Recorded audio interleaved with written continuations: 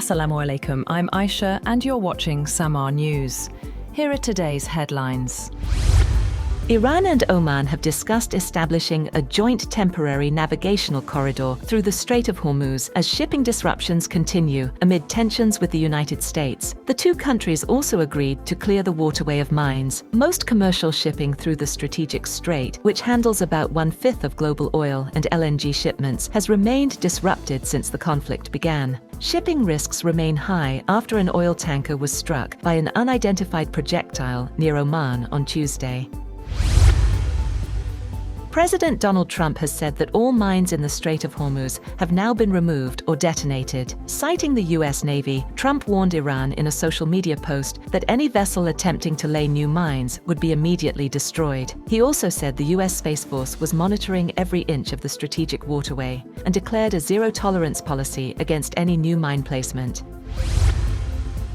The White House has stated that no talks or discussions are currently underway or scheduled with Iran, despite continuing tensions between Washington and Tehran. A US official said the naval blockade remains firmly in place while the Strait of Hormuz is open. Iran's President Masoud Pezeshkian has rejected claims that the Islamabad Memorandum of Understanding with the United States amounted to capitulation. According to Iranian media, Pezeshkian said the agreement was instead based on logic and awareness. He said a majority of Iran's Supreme National Security Council accepted the MOU after considering the principles of wisdom, dignity, and expediency. His comments come as Tehran seeks to defend the agreement amid renewed tensions with Washington. Iran's top security official, Mohsen Rezaiei, has said that the United States will have no place in the future of the region. Speaking during a meeting with Iraq's top judicial official, Faiq Zidan, Rezaiei said that regional countries must decide their own future. He also stressed that Iran wanted a strong and independent Iraq, rejecting what Tehran sees as continued American influence in the region. CIA Director John Ratcliffe has traveled to Moscow for unannounced talks, US media reported, in what could be his first visit to Russia since taking charge of the agency. Ratcliffe arrived Tuesday aboard a US military aircraft, according to flight tracking data. Neither Washington nor Moscow has confirmed the trip or disclosed which Russian officials he may have met. A senior Ukrainian official said Kyiv was informed ahead of the visit and asked to suspend strikes while the US delegation was in Russia. Possible topics include managing tensions, Ukraine, and the release of US detainees.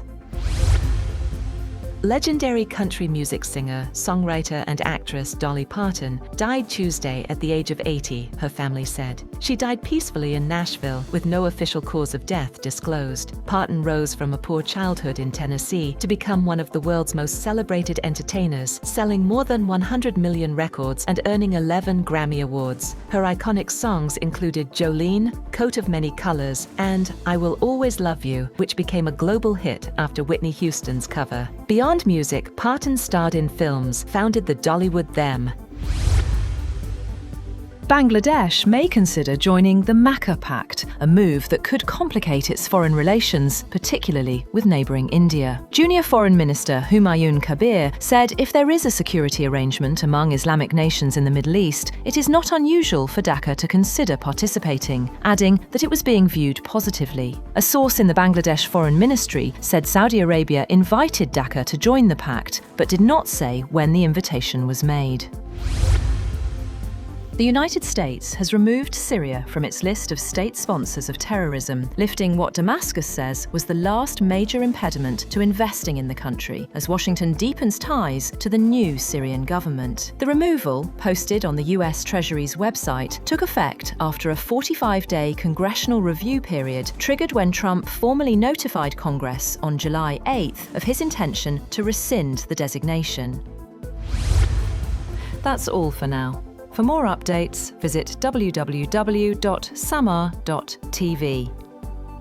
Thank you for watching Samaa News.